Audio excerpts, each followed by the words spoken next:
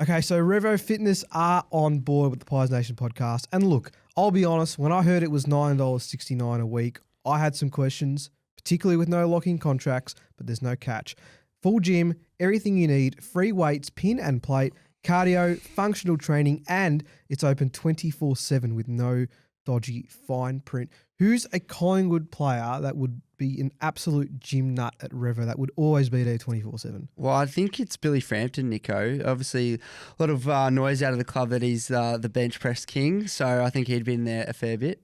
Now, for $3 more a week, you can get unlimited Pilates, massage chairs, and the eVolt body scans thrown in, which I definitely need to look into. But Pilates, massage chairs, anyone ring a bell from the Collingwood Footy Club that might utilise some of that? I think you might find Geordie to go in a massage chair, Nico. Just taking things easy, 24/7, enjoying life. Clubs are already all over Australia, so chances are there's one near you. Check it out at revofitness.com.au or sign up in Club Revo Fitness. Genuinely good value. I wouldn't lie to you. Hello, everybody, and welcome to the Pies Nation podcast, where the pies are hot and the drinks are cold. My name is Nicholas Sacco, your host once again. This is episode 14 of season 8, or episode 215 if you are counting from the beginning.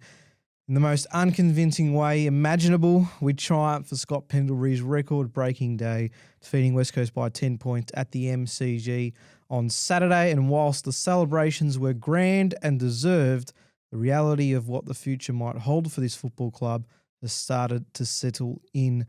Today, we discussed the build-up and the match itself. We hear how today panned out from a fan's perspective on SpeakPie, talk about what comes next as we push on in season 2026, and, of course, get the latest from our VFL and VFLW sides. And as always, I welcome Marcus Callahan and Jack Dugan to the Backchat studios. Gents, it's been a very big, for lack of a better word, a pretty enormous, I guess, build-up to what took place on Saturday. And whilst we did get the 4 points, and that's what's always going to be in the book, it certainly has left us feeling pretty mixed. Yeah, absolutely. Good to be with you, boys. I can't remember a more jam-packed game of footy to come in off the back of course, historic scenes at the MCG on Saturday. We all got to witness, along with 90-odd thousand other Collingwood supporters, an absolutely brilliant day. Arriving at the game early, speaking to you briefly beforehand, Nico, it was just a different sense in the air, and it was just pure love and elation for what this champion of our footy club has produced over the course of his career, and to finally arrive at what felt like a final and what felt like a different game of footy was just a true privilege to be there on the day. And I just could not applaud the club for how they handled the occasion, the way Scott handled himself. I cannot begin to think how much he had running through his veins, not only the lead up, but on the day as well. And thank bloody God we won, Jack. Yeah, well, they don't come around often, these types of games, do they really, where you can go to the footy and just really immerse yourself in the celebration. And outside Pendles' 400th and probably a grand final, as I said, these things just are so rare. So it's important that you do, really wrap yourself up in it. And boy, did we ever. The Collingwood Army was out in force, 90,000 and against an interstate team at the MCG on a Saturday afternoon.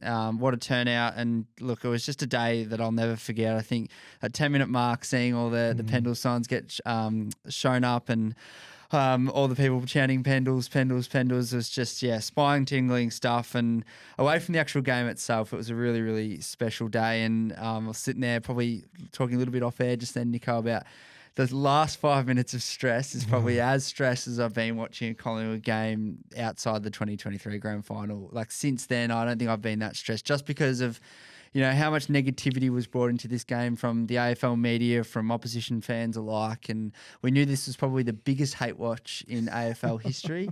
And to watch that one slip through our fingers, it would have been a difficult week, or perhaps a difficult memory, full stop, to look back on. So thank goodness we got it done for Pendles, and we can all move on and now and look forward to, or look into, what is going to be the rest of this season. It was never going to be a cruisy game, was it? That's just not the Collingwood way. No matter whether it was a milestone or just a regular season match, this was always going to go down to the wire, and that it did. So just fortunate to have been on the right end of it at the end. 10-point margin, Yeah. 4 plus 3 plus 3 equals 10 points for the great man, the number 10, Scott Pendlebury. It was probably written in the stars for a long time, mate. Absolutely. But hindsight's a wonderful thing, I suppose. Certainly. There's a lot to get through in this game. We're going to delve right into it. But before we do, I would be remiss of us not to touch on some news that's just come through in the last couple of hours before we started recording. And that was the very sad passing of Neil Danaher after a 13-year battle with MND. His legacy speaks for itself, and what he's been able to do to turn the traditional King's Birthday Clash into one that recognises the work done behind the scenes to try and find a cure for MND. He has been, well, the person that we've all looked up to with his bravery and his fight and just his want to try and find a cure for this disease, as I said. And, you know, he's been a figure we've been used to seeing on the MCG each King's Birthday for the last decade or so, and it's going to be very sad to not see his presence there in the coming weeks. But we just wanted to send our condolences to the Danaher family during this difficult time.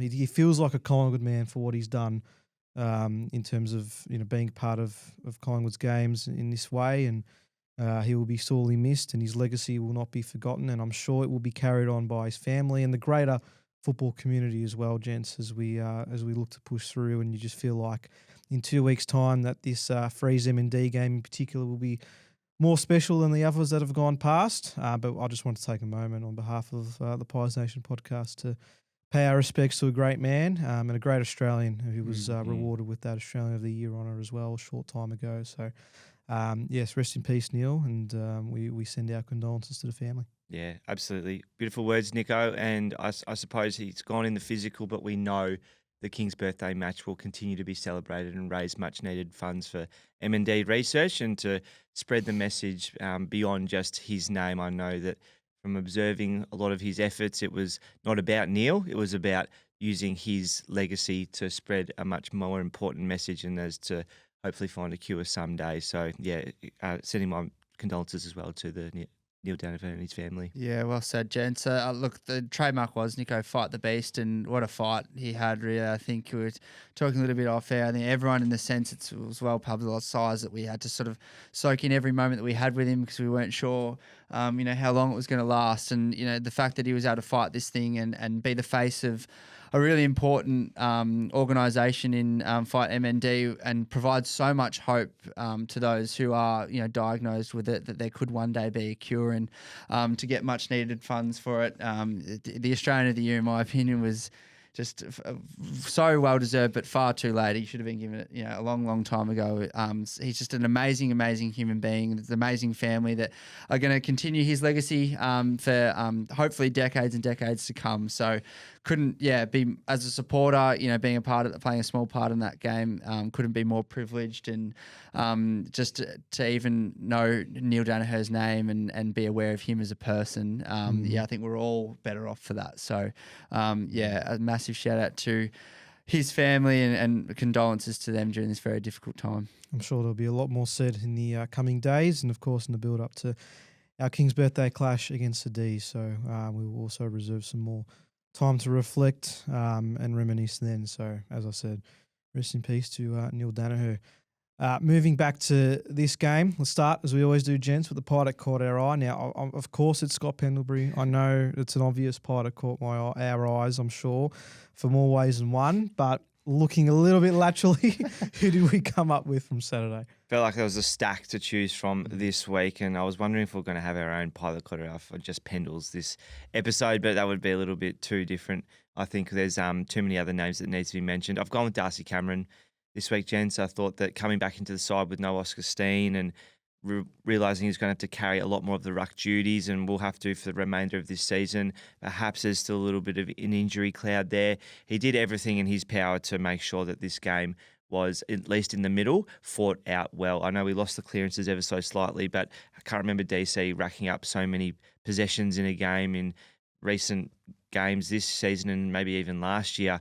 So to come away with 28 disposals, 27 odd hit outs. I thought it was a really good contest between him and Bailey Williams. Bailey Williams. Credit to him for the way he showed up at the contest too. But I just felt like some of the guys that we know are close to Scotty Pendlebury, Geordie De Goey, Jack Crisp, Darcy Cameron, Braden Maynard, like these guys really, and Jeremy Howe really came to this game with that extra bit of inspiration in mind. And I thought DC was an absolute star in coming back to intercept marks and making sure that he got around the ground that we know he can too. He had 8 clearances, which was the most of any Collingwood player on the ground. And I know that his opponent had 12, which was the most of anybody on the ground. And the clearances was obviously something we struggled in again, and we'll touch on it a little bit more. But again, his presence around the ground, just taking some critical marks, particularly in the defensive 50 when we were under the pump a little bit, was super impressive. And hopefully we don't have to rely on him as such, but it's just nice to know that we've still got the Copeland Trophy winning Darcy Cameron in our side. Absolutely. Look, on the day, I actually thought he was pretty well beaten in the ruck taps. And we know that's not, Darcy Cameron's forte, a la, it is for Oscar Steen. But I thought, as you highlighted before, Marcus, his ability to get around the ground I felt he was getting touched up a little bit when the ball was thrown up or thrown in. And so then to switch to, okay, well, I need to impact this game in another way, and to be able to flick that switch and do that, amazing, especially for a big bloke. The pilot caught my eye this week was Will Hayes, boys. Some of his efforts throughout this game were unbelievable. He doesn't pop off the stat sheet. I think he only had the 6 touches, 3 tackles, and obviously didn't hit the scoreboard. But some of his efforts are crucial parts in this game, and efforts when the team's effort, I felt, was just dipping, were amazing. He was as hot on anyone as you'll see, very early Bo McCreary, vision, I thought, and couldn't sing his praises high enough. And I'm just, much like Steen last year, I'm just livid that the injury has come when it has, because you really feel like, alongside Oscar Steen, Will Hayes, Ed Allen, these guys are the future. They're the next crop coming through, and every game that they're out there competing. And for me, again, doesn't pop off the stat sheet, but that game shows that Will Hayes every bit, and the last month of footy has showed that he's every bit the AFL footballer. And, these dislocated shoulders, again, can't predict the future, but has never done one before. We know they're an injury that can be one of these ones that blokes deal with. They can often pop in, pop out during games. I know Jaden Short from Richmond, his shoulders for a while gave him heaps of grief, but dealt with it. So fingers crossed for Will Hayes. It's one of those things that he's going to be able to deal with for the rest of his career. But wanted to give him a massive shout out, and I'm just gutted we won't be seeing him for an extended period of time. Yeah, it really hurts. The forward stocks were already copping a battering as it is. The last thing we needed is someone of Will Hayes' ability to be out of the side, and no timeline on his return yet, unfortunately. So wishing all the best to Will Hayes. I'm going to go down the same route. Unfortunately, it was Jamie Elliott, who I think is the biggest story to come out of this match, apart from the obvious with Scotty, which I'm sure we'll celebrate as we go. Was having a really solid impact, was probably our best forward on the night, and kicked an unbelievable goal on the boundary line. And, it was just vintage Jamie, and you just were soaking it all in, and we were feeling really good at that stage, a few goals up in the match, of course, and everything just seemed nice and rosy, and then all went downhill. If this is the last we see of Jamie in black and white, then I feel like we've seen the very best of Jamie Elliott, and I really do believe that we have squeezed every bit of juice out of his career. This was a man that's had to go through an enormous amount of setback, the constant injuries that he had to deal with in the prime of his football career, times where we thought we were never going to see him play AFL again, knocked back multiple offers to go to different clubs, was an integral part of a premiership winning side, had his career best year last year, which was snubbed of an All-Australian selection. He has just been an outstanding contributor to his football club for so long, and you don't want to retire someone after seeing that, but the reality is that he's going to be 34, 35 years of age by the time he fully recovers from this injury. His body's already had to go through a hell of a lot, but I do feel like that if our last moment of Jamie Elliott on the field is kicking that unbelievable goal from the boundary or taking a really strong leading mark before he lands on his feet, then that's what I'll be remembering Jamie for most. And it was a privilege to watch him in the black and white. He hasn't retired yet, I know, but you do feel like seeing something so heartbreaking in the moment. It makes you reflect a lot. And for what Jamie has given to this football club and to play as many games as he has, despite all the as I said, setbacks that he's had to go through.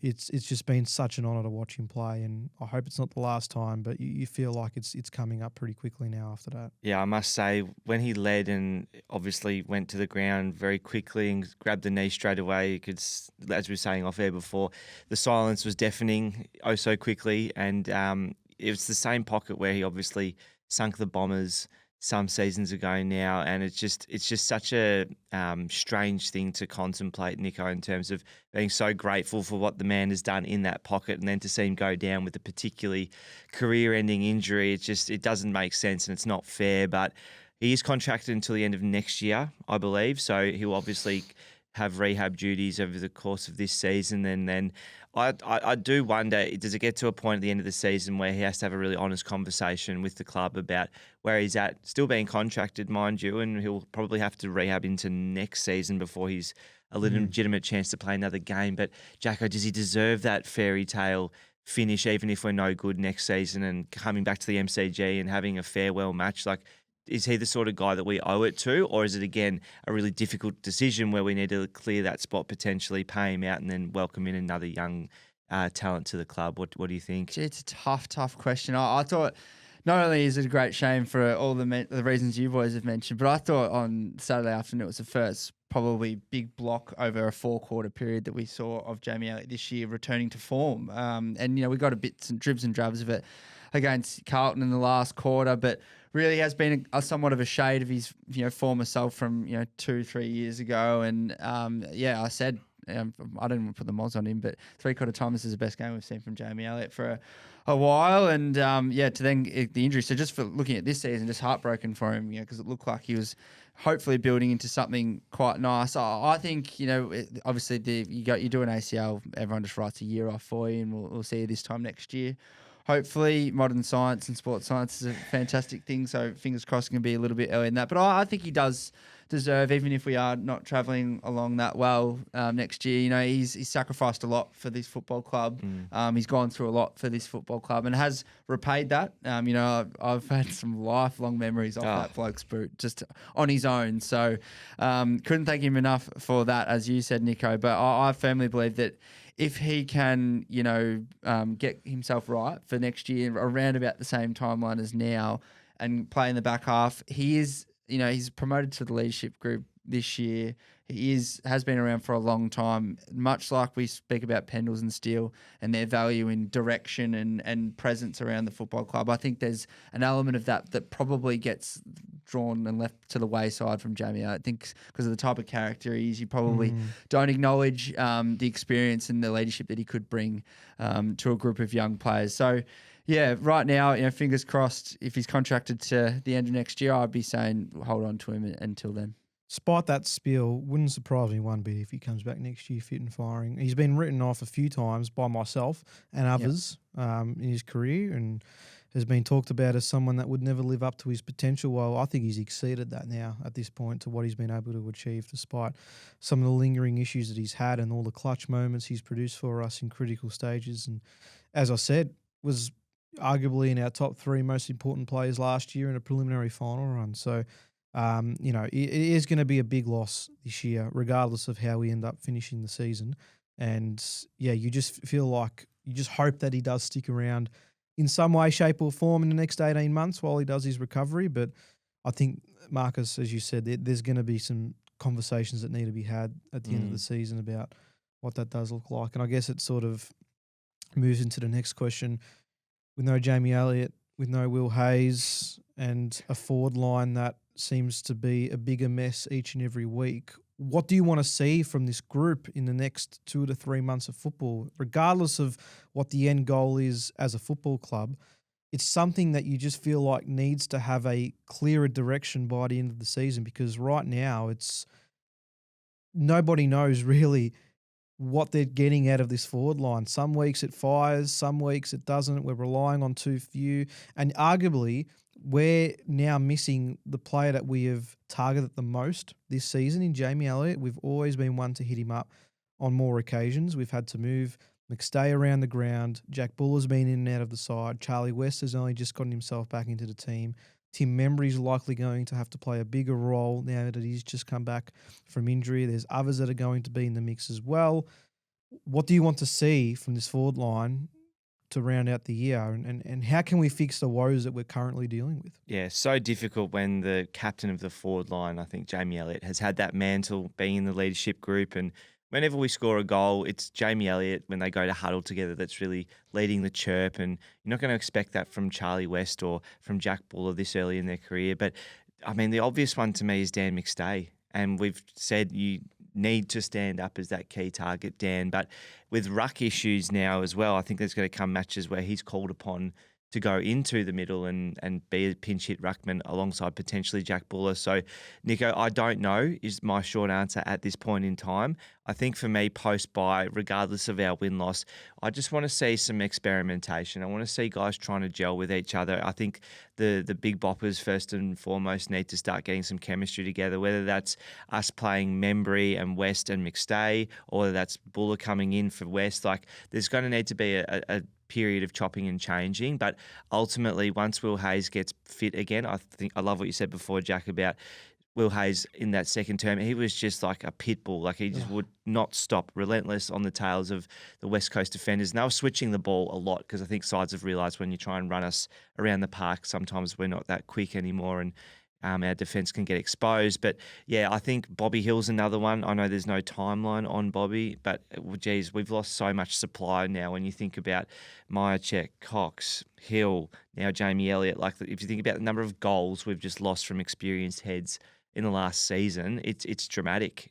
So I think that playing the kids, perhaps some of the younger ones we haven't seen debuted yet come in, and maybe a Lockie Sullivan's another type to come and play a forward line role. But, yeah, geez, we've got some trauma in the front half now. Yeah, well, those names, you just basically listed our whole 2023 premiership forward line, Myercheck, Cox, Elliott and the like. So, yeah, it's panic station, Nico. I think in an ideal world it would have been, really good to see Will Hayes step up into the Jamie Elliott role. But obviously now that the injuries happened, that can't come to effect. Harvey Harrison's a name that comes to mind. He'll probably play this week. Harry DiMatteo, who we know is more of a midfielder, but is there an option, a chance for him to come through and start his AFL journey as a small forward? Look, I don't know, but I think the overwhelming sentiment of this is, and look, if it looks like this season unfortunately is going to fall by the wayside with the way that we're playing, it's a long way to go, and so much can happen between now and then. But I think the overwhelming sentiment is we just want to see play the kids. There's not much value in keeping these sort of senior figures in our side that don't have the impact that a Sidebottom and a Pendlebury have. It's much better to get, Charlie West, although he hasn't hit the scoreboard to great effect over the last fortnight, it is so awesome to see him running and jumping at the ball, running around like a madman. For a big bloke, he really covers the ground well. Reminds me of Brody Myercheck. K's in the legs, play the kids, Nico. Get them in there, get them their 12, 13 games by the end of the year. And, this experience, it's never going to hurt them. So I think, again, it's got to come to a point, I feel like, for us as supporters and maybe even the coaching staff, where this season is well and truly lost for that to happen. But I think in the Sydney game, going into this game and just looking at individuals' performances and our mindset as a team and our mindset as a supporter base, I think we're just going to be far better off for the future if we just, try and get as many games into the kids now as we can. Yeah, couldn't agree more. So I'll be curious to see what they try to do. Yeah, and again, just with Darcy Moore, just thinking about it, it's just so cruel to lose an experienced head like Jamie Elliott and like Darcy Moore. But it just makes you think, if these guys are having these injuries now, is the opportunity that comes from that to play youth that wouldn't have otherwise got that opportunity with an ageing list? Because we know Fly likes to play the guys that are tried and tested, even though we feel like we're in a big transition phase. So, yeah, just trying to think optimistically, but it does hurt at the moment. Yeah, so on Darcy Moore, this is now another soft tissue injury that he's had to deal with. Spent some time in the ruck, which I personally think was very disappointing from a coaching perspective. I don't understand why we felt the need to do that for a guy that's had this history and, again, doesn't typically jump in the ruck. So didn't make sense to me, but regardless, he's going to miss some time again with this moderate, I believe, hamstring strain. The thing with Darcy, and look, to his credit, from 2022 to last year, he's been around for most games in that pivotal part of the year. But the best ability is availability, and it it's enhanced even more when it's your captain not being out there on the field, which we have spoken about on this podcast many a time. The opportunity that I see that comes from this is what Jack and I spoke about off air. It's a Braden Maynard, it's a Nick Dacos, assuming more of a captaincy role, getting the opportunity to lead this team for the remainder of the season and maybe stake their claim as being the next captain in 2027, because I don't find it as obvious, or I don't see a world where Darcy remains as captain next year, and that could be partly due to form and partly due to availability, and that doesn't take away from the leadership that he has exhibited in his time as captain. But you do feel like the more that he starts to miss his footy, the more you start to see the team shape without him on the side. It becomes pretty obvious that we need others to take that mantle. So it might be a good opportunity for Darcy himself to get himself some form once he does return from this injury. But you feel like the back line is a lot more steadier regardless of Darcy Moore not being there, which is a conversation for another day, I'm sure. But as we've just said, it's not great to have your captain missing once again. He did have the 4 intercept marks in the first half, so I thought to myself, he was another one that seemed to have risen to the occasion, and I know he probably need another 2-3 weeks to really convince us that he was back in form and won't get that now, not until maybe later in the season at best, but yeah, I just felt like Das going into the ruck. Like, I know some of the commentators around, should he have been in there in the first place, have said you can do a hammy at any point, and that mechanism could happen. Oh, and I'm not saying he did his hammy by playing in the ruck. It was I'm not saying that it's because he was playing ruck, but the bit that's curious to me is, yes, we were desperate in the ruck stocks, and McRae had said he wanted to put him in there earlier in the season and hadn't had the opportunity until now. But I do think that for a guy with the hamstring issues and calf issues as recently as like this season, like this is not coming from last season and carrying over, going and playing in a position which is somewhat unfamiliar, and you could just tell he was scrambling from that, probably the first throw in that he had in the ruck, and it just seemed odd that he had to scramble, and almost lay a tackle on the opposing. It just did not look like a guy who'd spent much time at training in the ruck. And now maybe he has, I haven't seen the vision, but it's one thing to do it on the park, another thing to do it on game day. So I don't think it helped his cause, is what I'm trying to say, Nico, compared to playing in defence the whole match and knowing much more comfortably how to move your body in that part of the ground. Yeah, there's so many layers to this, isn't there? I mean, the first one, which Nico, you said we won't touch on too much today, but, you know, early doors, again, it was the same old story. There seemed to be a lack of talk, like very similar to the Hawthorn game, where he was almost getting in the road a bit, and then he moves up the ground, and I'm not sure whether he moved up the ground as sort of another target or he moved up the ground to be the ruck, and which role fed into which. I'm not too sure. It'd be interesting to get Fly's perspective on that. But yeah, when you're this time of year at this stage in his career with his injury troubles, when you're in game trying to fit Darcy Moore into your team, I think this speaks to bigger issues. That's not only just where it stops at the captaincy. I think this speaks to, you know, we speak about Jamie Elliott's spot on the list. I think really long-term future. I love Darcy Moore. He's been an amazing captain, an amazing leader of this football club at a time where we were really down during the takeover of Craig McRae, and what he had to do and what he took on, just amazing. But I just wonder now, like, if this is going to keep happening, is he long-term going to be at our football club, and the value of that to us and to him, I'm not sure. And I don't know, again, it's just one of these so frustrating parts about being in the position that we're in, not really knowing where we're at in ladder position, where we are, where we stack up against, you know, the best teams in the comp.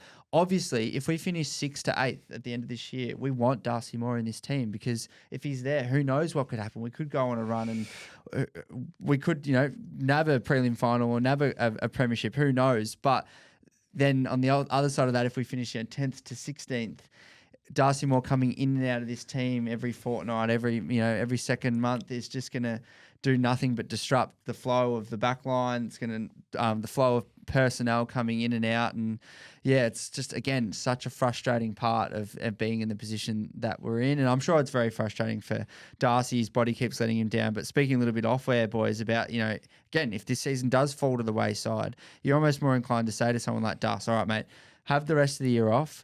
We know he's travelled overseas before to try and fix up this soft tissue stuff. We know that's been, you know, a big thing for other players in the competition who have suffered the same injuries. You know, why not go overseas and try and really have one final crack at trying to get a 2022 to 2024 Darcy Moore again, and who knows what could happen next year. So yeah, I don't know where I'm at with Darcy Moore. I've probably touched on a heap of different subjects there, Nico. But yeah, it's just very frustrating. I think probably exemplifies where we're at as a footy club. Before we get back into it, a quick shout out to Revo Fitness, because honestly, $9.69 a week for a gym membership is just ridiculous value.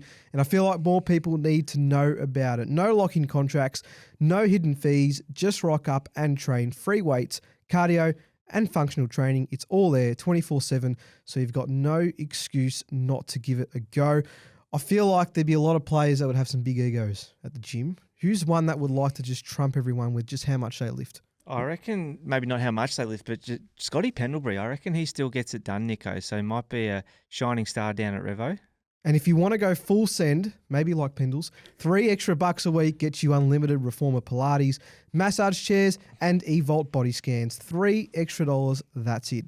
They've got clubs all over the country, so there's likely one near you. Head over to revofitness.com.au. That's revofitness.com.au, or head to your nearest club At the moment. Yeah, I think the confusing part about where we're at in 2026 doesn't help, because the reality is we're 5-5-1, and you could argue we're starting again.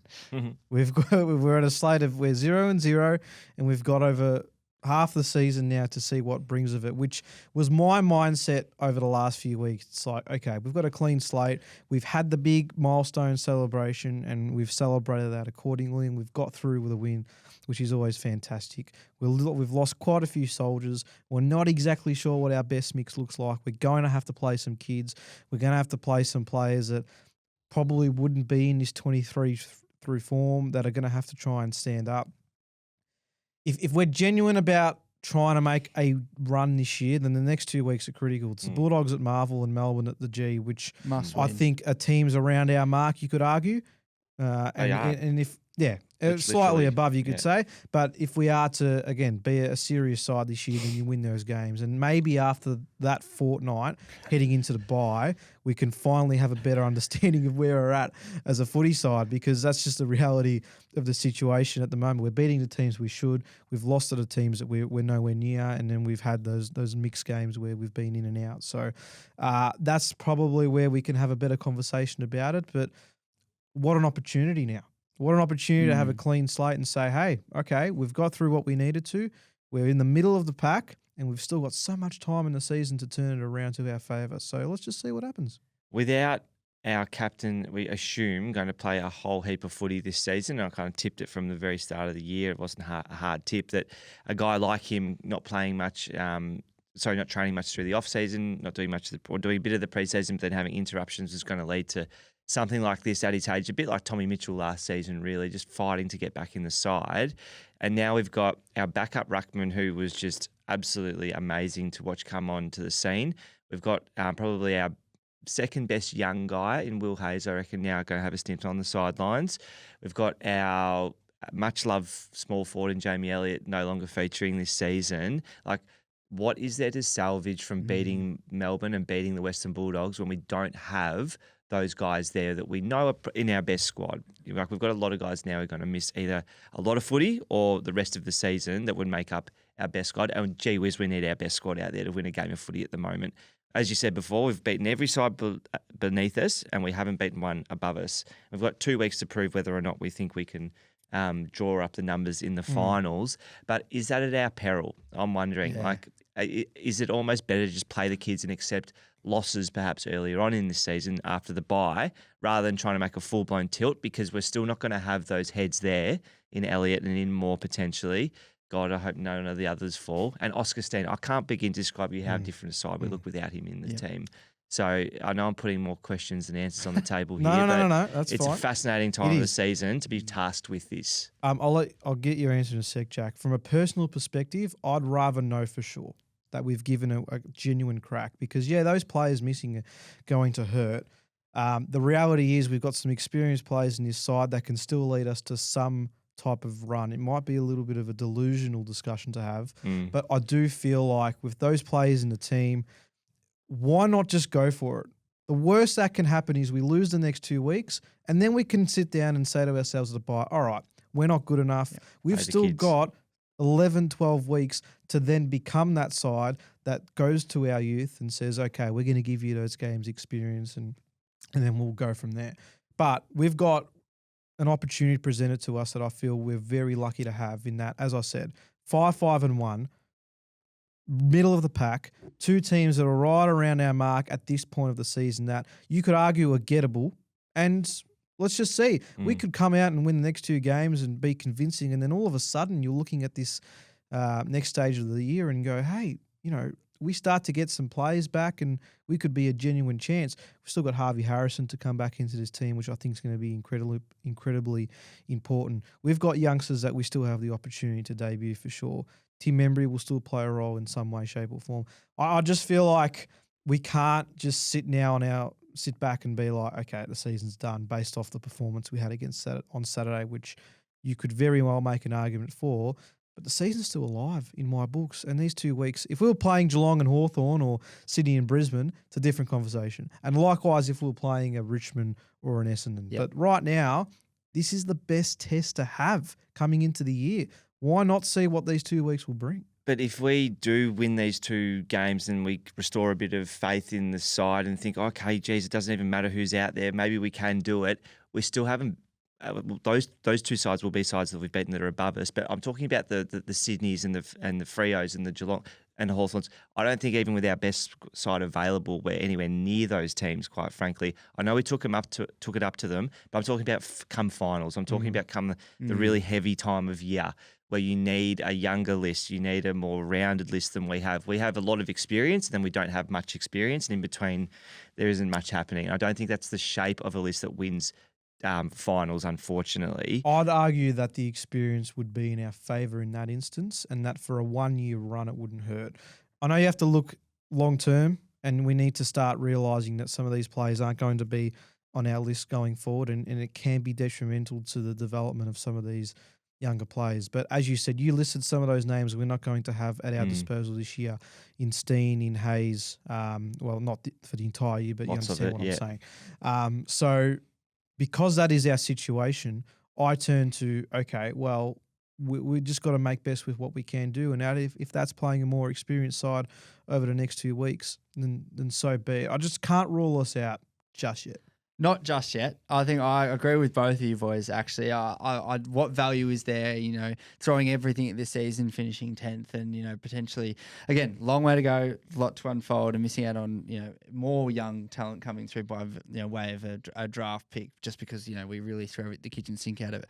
I'm with Nico. I think that you've got an opportunity in this next fortnight of footy to play teams that we currently feel we are in and around the same mark. Throw the kitchen sink at these two games, and then we'll sit with, how many times have we said that though this year? How many times have we said that with 2 to 3 weeks of footy ahead of us going, we're going to know where we're at in 2 or 3 weeks time. Exactly. Boys. No, but this one feels genuine. I know it does. And then we in 2 or 3 weeks time, we're sitting there going, well, I don't know. Do you know where we're at? No, I don't know where we're at anyway. But going back to, the Hawthorn, Geelong, Sydney stretch of footy where we said we're going to know where we're at. If you go back to those games, we go into that Hawthorn game with a lot of kids in that team, with not as heavy underdogs, and we had one of our performances of the year. Likewise against Sydney, we go up there, we're given absolutely no chance. None of us in this room gave us any chance.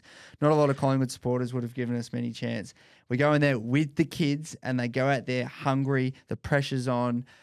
That, to me, it's like feeds more into this narrative of, we actually might even be right now this year, we might actually be a better side playing the kids. Again, lots happened since then. No Steen, no Hayes. Exactly. All that. There's another layer again to talk about. But it's fascinating time. But I tend to agree with both of you in the sense of, what value is there in throwing the kitchen sink at it? And is the value more in playing the kids, or is it trying to get some of these kids to perhaps play in a wild card or an elimination final in the first week of September? But I think this next fortnight of footy, if we're going to be any genuine threat of having a late charge in September and maybe pinching this thing, we have to win these games by 20 plus points each, and then we can reassess. Our last 10 games, we only play 3 top 6 sides. The opportunity is there. That is all I'm saying. It does rely a lot on the next 2 weeks, because if we don't perform, then, well, there's no point trying to look ahead and scalp a few wins. But there is not a better time to start at a clean slate and to be right smack back. We nearly have the perfect. We are 3 points in differential of points for and points against. We couldn't start more from scratch if we tried. Yeah. That is my point that I'm trying to make.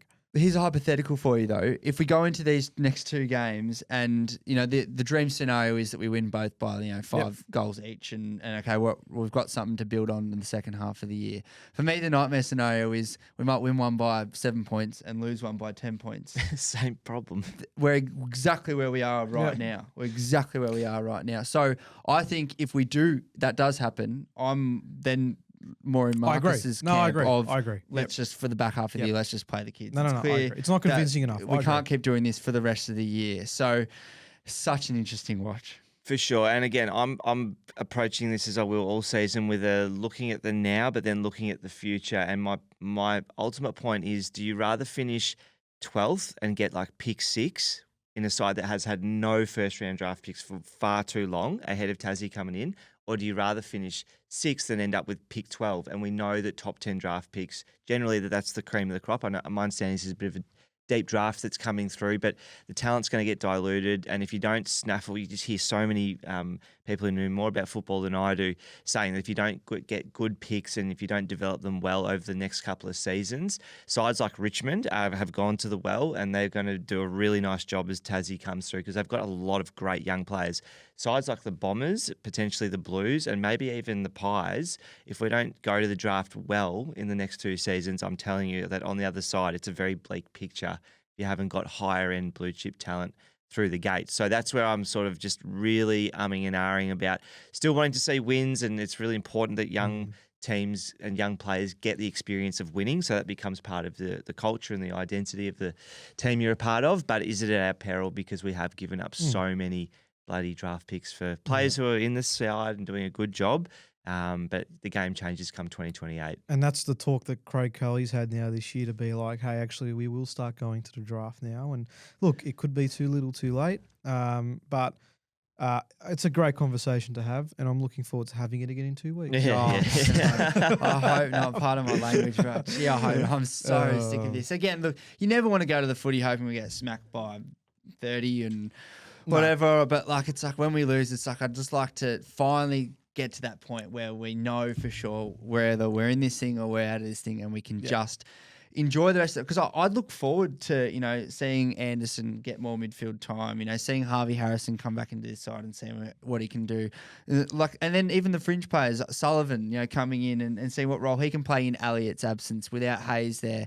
Charlie West just being given a license to, be the main man in the forward line. It's exciting times. It's getting a good glimpse into the future, but then we're still like on the other side of the scale, we're still like holding on to 10th to 8th spot. Yeah. And then the other conversation is how valuable would it be to have all these blokes playing in a elimination final against the Bulldogs at the MCG, like late in the year, or even Melbourne. So, oh God, I got a feeling it's going to go on for a lot longer than this fortnight, Nico. There's worse teams you could be barracking for right now. That's all I'm going to say. All right, very, very last point on this game before we move to vote and SpeakPie. So Pendles, obviously, all about him last week. Really, rose to the occasion at times. Got sat down by Harley Reid and just decided to return the favour 5 minutes later. That was unreal. Really, really enjoyed that. But you just felt like he was really enjoying being out there and just being part of all the action. I was really hoping he was going to snag a goal. The joint would have just gone off its head if we had him kick a goal. But not to be. We got the 4 points, and that's all that matters, and we're able to celebrate him accordingly. Now that this milestone is done and dusted, what do we see as the future for Scott Pendlebury as a player, purely as a player for the Collingwood Football Club? Does he have the license to go to fly and dictate his own terms into when he does retire? Does he want to play another year? He's been on record to say he's happy to play another season if he feels it's necessary. He doesn't seem like the type of player that wants to be too selfish in terms of trying to just play as much football as he can. At the same time, he's not necessarily keeping anyone out of his team, and he's still a very important part of our side. So what would you, if you could predict right now what you see Scott Pendlebury looking like as a footballer for this side, whether it's this year or beyond, based off the celebration and recognition of Saturday, what would you suggest? Well, when a bloke says there's more left in the tank in his post-match interview to the entire stadium, which was pretty special stuff, I thought Mark Howard didn't absolutely fantastic job. And full credit to the way that was handled, going down to the cheer squad and signing the camera, just to show everyone how good he is at being the record game breaker. But I think that indicates he's looking at 450, and I think that it indicates he will play next season. And it's just, again, we've talked about recently how important it is to maintain the IP that comes with Scott Pendlebury as not just a player but also as a coach. And I often honestly wonder if he steps into some sort of like more development role next season. Like obviously he's there playing as Scott Pendlebury in the number 10, but he's just so effective. I was just watching him and just mesmerised how he's pointing. He's looking at flying the bench 2 minutes. Yep, no worries. You over there, you over there. It's just so cool to watch, and just the fact that he can split his attention between getting the footy and then also directing others. I know he said he had cement legs in the second half. Like he just completely was gassed from, I think, the week that had been so enormous. But if he can continue to come into the side and do that sort of stuff, Nick, I'm not sure if expecting 40 touches from him ever again is realistic. That would seem to be a bit of a one-off, but there's so much that he can deliver without getting the footy, and that's the invaluable part of him. So for mine, he plays on next season. And look, he will get exposed, playing in the centre of the ground as he's, the legs tire and he's not as quick. Not that he's ever been noted for being a quick player. I feel like we've had this chat 2 or 3 years ago before, we reached the moment we are at now. But, even, for this young forward line coming through with our forward line in a bit of disarray, what hurt is there in sitting him in a forward pocket and literally telling Charlie West where to run? We saw it on Saturday afternoon after Darcy Moore went down after half time. That last sort of 10 minutes or so, Marcus, he was the conductor. He was directing traffic, taking the kick outs, very similar to what he was doing early in 2022, if anyone can remember that. So, I think there's definitely a role for him to play in this side, and we've spoken about it time and time again, but just having him out there for the development of the next crop coming through is just unreal. No other club pretty much in history has probably ever had that luxury. And it's not like, I feel like sometimes with these older guys, we're kind of seeing a little bit with still, you don't ever get the sense that we're carrying Pendles through games. No. Like he's still able to have... He still had 20 touches and 5 clearances. An immense impact on the game. So, if he can play 500 for as far as I'm concerned. And I think Marcus is right. I think there'll be a genuine look at 450 and what that looks like. And, to touch on, Nico, I think what you were trying to say before about, what does it look like for him as a player now that this record is done? There won't be as much media on, the resting of things. I think we actually have handled that really well over the last 2 or 3 years. There's been some games, in the Gold Coast one of last year, the Port Adelaide game last year when he starts at the sub. I think you go into those games thinking, oh no, what the hell are we doing here? Like that's just stupid. But I think that's going to be what we've slowly been, drip fed over the last 2 or 3 years about what Scott Pendlebury's role looks like within this side. But I also want to make mention as well while we're on, a bit of last one about Pendles. How good was it to see? Pretty much I felt like the whole carry on about the negative approach to Scott Pendlebury and the way that we were going about this as a club came from the gold number on the back. It came from this innate problem that we have as an Australian society with our tall poppy syndrome, where we want to build blokes up, but they can't celebrate too far. They can't live in the moment too much. Otherwise, we try and knock them down, and that's just a problem we probably have to address as a sporting nation, Nico. But anyway, I loved the fact that as I didn't get to see it as the players run out, but as soon as they turned to go for their warm up, to sort of scratch my eyes a bit to see everyone in gold numbers and stick it right up anyone that was ripping into Pendles, and how good that was. And the story that's now come out since about how Pendles was the only one that knew about, and the video of the boys getting pumped up before they went out, that I just thought, hats off to you, Scott Pendlebury, hats off to the Collingwood Football Club and anyone else who had a hand in that, because that really just stuck it right up everyone who was being negative about the whole thing. I wondered if it was an Eddie Maguire job. Personally, had a lot of Ned Kelly about it as well, but no, I think it's unreal that Tom Morris or Sam McClulis didn't get any word of that beforehand, and it was a surprise for the boys too, like how special for them to know that they had a different jumper to wear on the day. But it looked so classy, and I tell you what, everyone will probably be trying to get their hands on those auction jumpers now that they've got that gold on the back. 80 odd K for Scotties, so good luck. And climbing, out there. yeah. Which one? One of 8. One of the 8 that he wore. Just thank God we won in them. That's all. 100%. Yeah. Votes, please. Yeah, I've gone pretty straightforward. I thought that our three best players on the ground were one vote to Jack Crisp. Yeah, His game was fantastic, in and under, really hard fought win thanks to Crispy.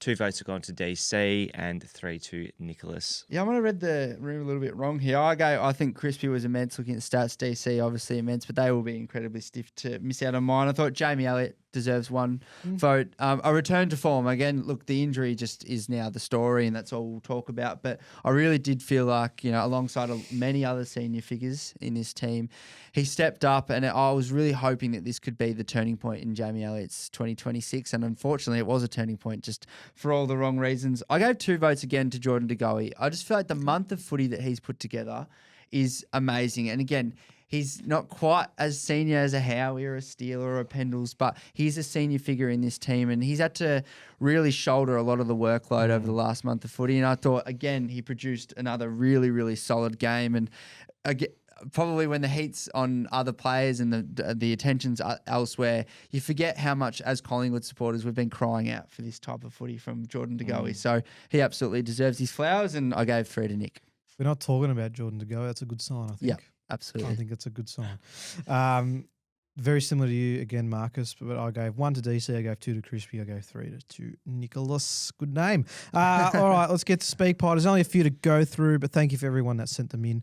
As per, we really do appreciate it. So thank you to everyone. What's your guess of the sentiments here, Jack, about how our supporters fared with this game? Let's put me on the spot again, Nico. Yep. But no, look, mate, I think very similar to the sentiments that we've had. I think everyone will be in awe of the occasion and so grateful to be there, or so grateful to watch it from afar. And it's a momentous occasion in our sports history. I think even in our nation's sporting history. Like, this will be something that's talked about for years and years to come. But I also think the other side to that is that they'll, when you're talking about the footy, they'll probably be a little bit more on the negative side, and obviously shuddered about the injuries. But that's just my guess. Yep, we'll find out. Most of them are our regulars, so we really appreciate them. So Nick, who we had last week, we can start with him. Boys, Nico here, just on the way home with the lads from the game. That was a tough watch. 3 things. Darcy Moore, I think let's put the cue in the rack, and maybe time to hand over the captaincy. I think that race is run now, and we need someone that can be on the field and lead us, and he's not it at the moment. So I think let's put the cue in the rack with Darcy and shift our leadership elsewhere. Who else, boys, did I miss? McStay. Daniel Jane McStay again pops up. Oh, the lack of contest just kills you. The lack of aggression, the lack of everything, really, kills you. And who's the last one, boys, that you said? Ned Long. Why did we take out Angry Anderson for Ned Long? Why's he playing him forward? And we're playing him forward and in the ruck. I just, mind boggles. But thoughts for Billy, guys, and Hazy. But not a great performance, but they got it done for Pendles. Tend to agree with Ned, and I've been harping on about this for weeks. I just cannot believe we are still trying this guy in the forward line. There's just so many better options to have in there, and he makes a good point. I think there was a lot of shock when Anderson was dropped from this side.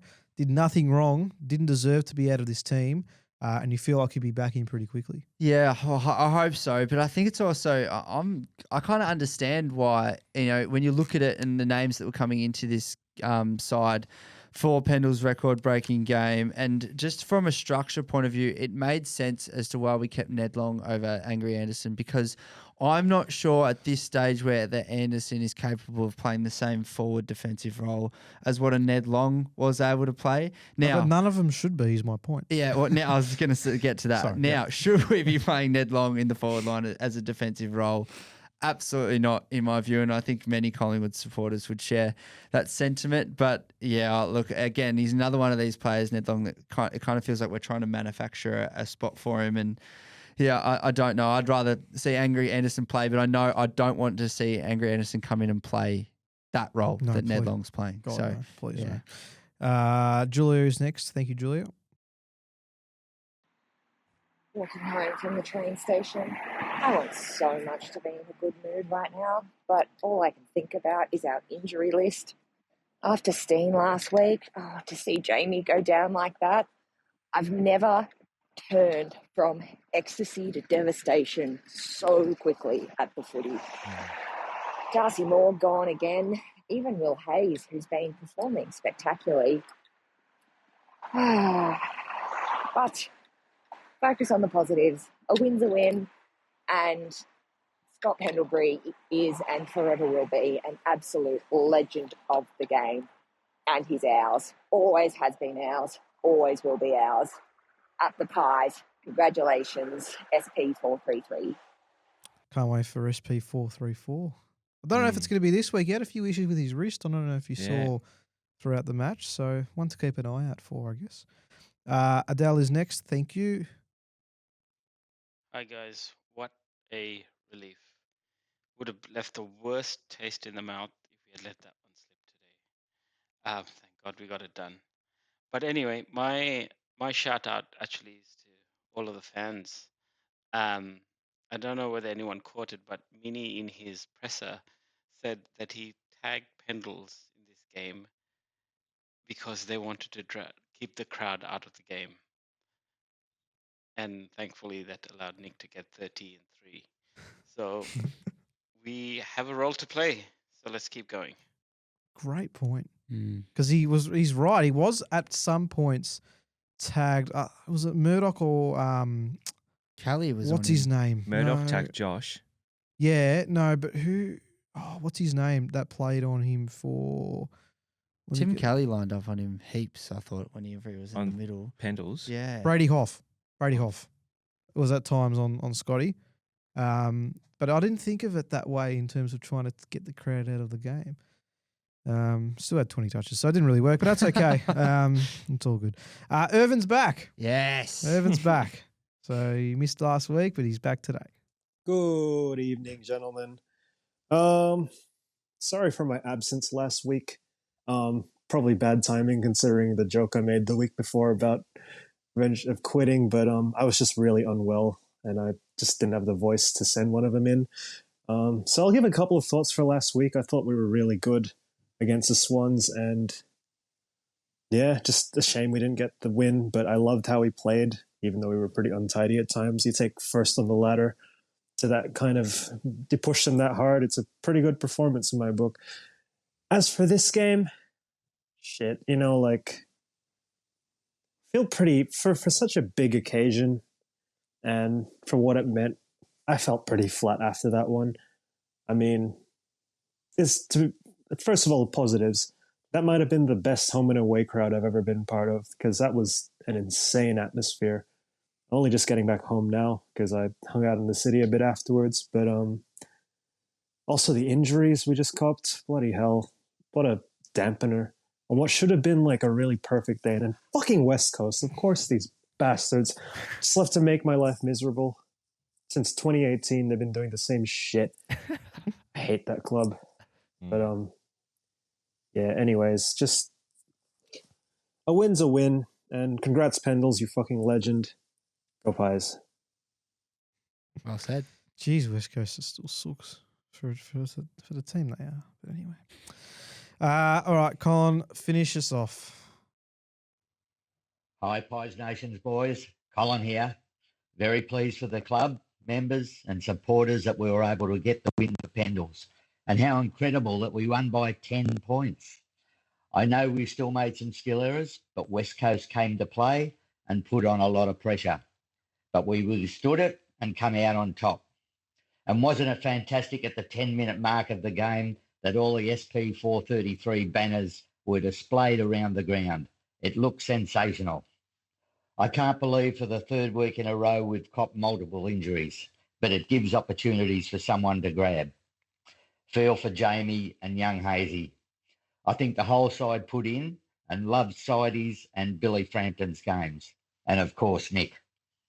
At the moment, we seem like a middle-of-the-table side. But if every player puts in, you never know. Miracles can happen. With the Suns, Sydney, Lions and Melbourne all losing, it closes the gap a little. If we apply the pressure against the Bulldogs next week, we are a show. As we all saw on Saturday, the game should have been over by quarter time, but for our set shots at goal. I'm thinking of writing to the club to get Peter McKenna down there to clean up their techniques. He was the best set shot I've ever seen in all the years I've watched the game. Anyway, let's hope for a great game from our boys on Saturday, and go Pies! Wouldn't hurt getting him down to the club, I reckon. Yeah, set shots again, just a few. Oh. Shooter again. Shooter again. Oh. Then Josh sprays it on the full in the second. I was losing my mind. Geordie to go, he missed an easy one. Jamie Elliott missed an easy one in the first term. I was just so flat in that first half with the set shot misses. And Really, yeah. just never looking like it either, as you said. They were getting sprayed all over the park. Like, it's one thing to be, having a bit of rotten luck and having ping shots from 45 out in the boundary and hitting the post. But some of the, apart from shooters who did hit the post, there's just none of them. It looked like they were ever a chance of going through. And then on the other end, West Coast, that young champion who kicked a goal right in front of me, he did well just to get it on his boot. The thing just floats through. So. Yes, unfortunately, is another talking point, Nico, but hopefully we can nip it in the butt pretty soon. Yes. Now, guess the crowd was actually won by our very own Luke Humphreys. Yes, get him on. Call him. But he has just messaged you to say he can't make that it. he can't make it. It's probably for the better given how much we've had to talk about tonight. Not that I'd love miss Lukey, but no. There you go. Now, I do not know how to pronounce this name, but this person was the second highest, and he's also unavailable. It's pronounced the spelling is Nithika. I'm not going to bother trying. Nitika potentially. But thank you again. So they were both the closest, both of them unavailable. We'll get on to Lukey at some point. Don't worry. Is that the first time he's won it? Yeah, because he guesses every week. I think this is the first time he was the outright winner. I think he was a draw once, but good on him. But a shout out to Jack and Nadine, who both tipped the Pies to win by 10 points. So very good. A shout out to them as well. Let's wrap up with the VFL as we always do. But before I get to Surge, the VFL boys are having a tough time of it, Marcus. That's 4 straight losses now for these guys. Yeah, we're featuring far too close to the bottom of the VFL ladder. But once again, I think we're going to have to potentially get used to this if we are going to play the kids in the back half of the season. So I went down 126 to 95 to Werribee, Nico, which is not ideal. And we're going to hear from the Surge. Yeah, let's get him on now. Thank you, Surge. Thanks, Nicholas. VFL Round 9 saw the Pies take on the 11th place Werribee Tigers at their home ground. After a statistically close first quarter, the Pies found themselves 24 points in arrears. The Werribee Tigers' ball efficiency allowed them to kick 6 goals, whilst the Pies, with a similar amount of inside 50s, only managed 2. After quarter time, the Pies' intensity and pressure dropped off, as did their decision-making and execution. Werribee dominated centre clearance and kicked away, with the game leading the Pies by 47 points. Werribee scored 5-3 to the Pies 1-4. After half-time, the Werribee Tigers continued their dominance early in that quarter, kicking 5 to the Pies 5-1 to extend the lead to 51 points. In the final term, with the game won, Werribee relaxed and the Pies outscored the Tigers 6-3, reducing the margin to 31 points. Final scores: Werribee Tigers 19-12, 126. The Pies 14-11, 85. Some observations. The Pies couldn't stop the Tigers' uncontested marking game. Our centre structure was mystifying as the Tigers continually walked the ball out of the middle. Delivery to our forwards was poor, the Pies turning the ball over and placing teammates under pressure on several occasions, and defence was swamped due to the inside 50s. Our best players, best AFL players, included TJ Parker, Saxena, Harrison, Buller and House. Swaddling had a better second half. Goal kickers: Buller 3, Harrison 2, Saxena 2, Laverty 2, Mar 1, Woden 1, Prindable 1. No highlights. Draft watch. Ryan and Smith were down, as were the other recruits that I hadn't mentioned. Next week, Pies take on Footscray on Saturday the 30th of May at 3 at the Mission Whitten Oval. And next week on the 26th, the mid-season rookie draft is on. Interesting to see the number of picks and who is selected by the Pies. Go Pies. Was Serge talking about the AFL or the VFL team there, Nico? Uncontested marks, getting bullied out of the middle, bad Poor forward delivery, entries. yeah. It's to be permeating everywhere, but we appreciate it. Again, Serge, for that amazing wrap-up. No highlights. I didn't mind that, but that was Very, very, very very humorous. good. Tells us how well we're going. Mid-season draft. Tomorrow night. What are we thinking? Tall stocks, short stocks, fast stocks? What sort of stocks do we need? Jaden All the Stevens has just come off a 5-goal game, just as an FYI. Is he down at Coburg? Yep. Coburg? Mhm. Okay. Anyway, No, thank you. I don't think so. It seems like we're going to be trending towards some key positions, so potentially a ruckman. You'd hope so. Or you would think a key either defender or forward. I think I don't know how many picks we're going to have. Is at least 2, I would suspect, with some long-term injury list spots open up now. So, yeah, you do wonder where we sort of trek towards.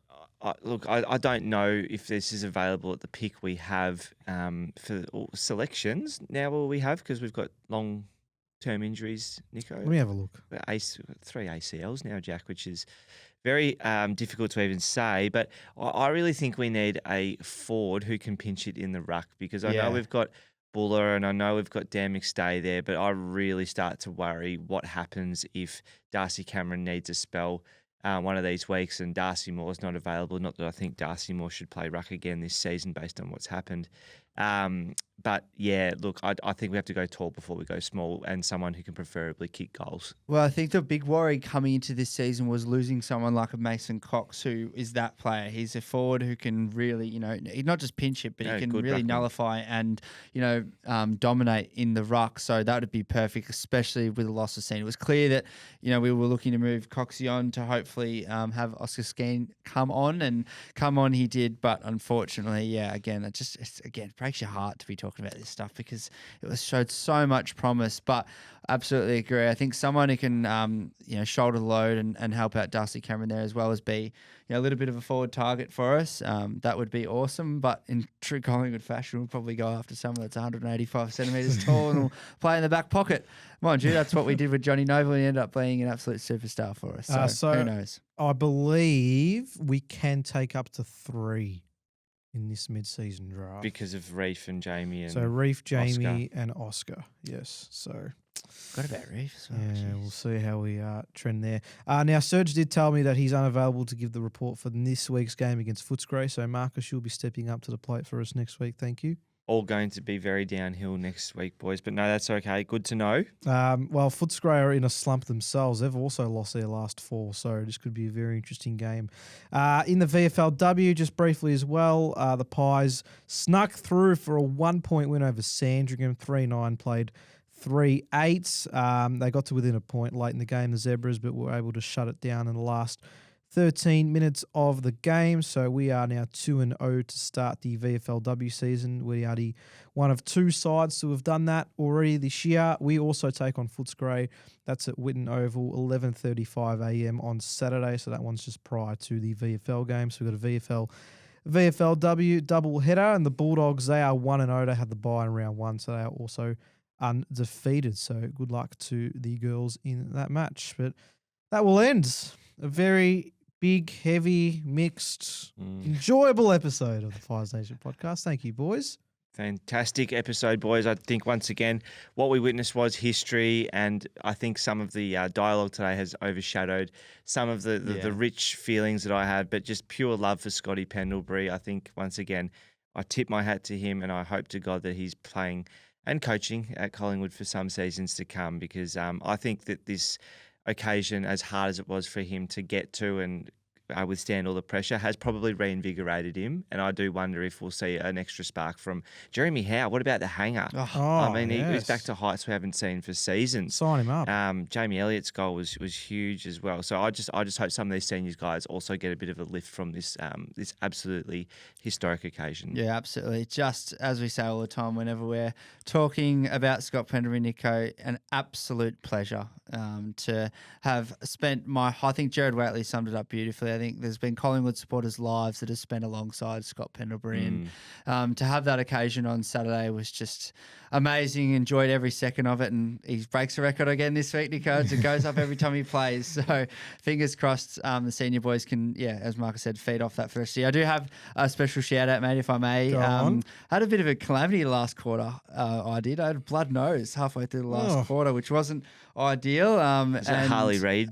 Just don't argue. I'm not too sure. No, not quite. He wasn't. He did, get belted right in front of me, but I didn't get any splashback from that. But a listener of the pod was very fortunate enough to help me out with some tissues and get me cleaned up. So thank you so much. I made a point of running after them after the game and saying thank you, and they said no, we appreciate all you boys doing on the pod, and as always, a few people came up to us on Saturday and said they appreciate our work. So thank you to those people, with a special shout out to the people that you got a name for us? Sitting. Yes. Unfortunately, I do not. No, but no doubt they'll be listening. They've been on the pod before. I'm not sure in what capacity, but maybe as a SpeakPie or a listener. But we always appreciate that positive feedback. And again, what a day Saturday was, and looking forward to Nico the next fortnight of footy. Maybe we'll know where we're at in a fortnight. Probably not, but see. Maybe.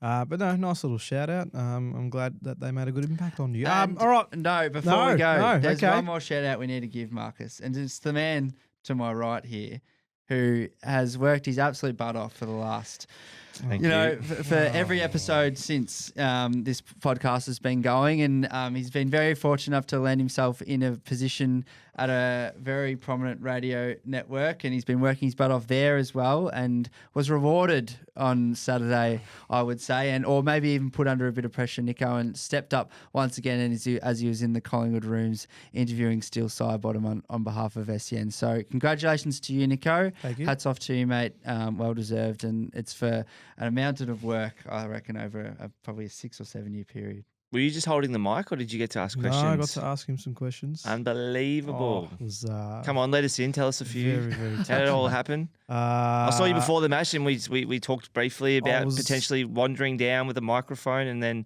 there's actually on the Fox coverage you can see I sent those for the photos just yesterday, so they'll be on the fridge shortly. No, very grateful to the crew for giving me the opportunity to watch the game from the commentary box, but also be part of some post-game things downstairs. It wasn't on air, but they just wanted some digital stuff, and asked me to be a part of it, which was great. And then got told with 10 minutes to spare that it would be Steele Sidebottom, and come up with some questions. And did you say to them, "Oh, could you get me a more favourite player?"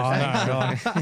Where's Dids? No, totally grateful for those opportunities on what was a very special day. So, no, I take it all in my stride, and onwards and upwards. Hopefully, it's your turn next time, guys. Yeah, no, come on, mate. You deserve it, as Jack says very well. But it was the who's who down there. You had Tony Shaw and Eddie Maguire and Nicholas Sacco from the Pies Nation podcast. Was it just an incredible air in the rooms, Nico? Well, I'll be honest. There was a touch of sadness watching Jamie come in in his crutches, and there was a little bit of a somber moment watching him. But the fact that he was in the huddle and getting around everybody in the rooms once that song sort of sung, and then everybody was up and about pretty much after that, which was fantastic, and everyone getting their due recognition. So wonderful to be a part of, and very privileged. Yeah, because watching the coverage, through the TV screen, there's only so much you can absorb, but it felt like grand final vibes, and to have captured that with so much Collingwood royalty in the rooms, the kids running around,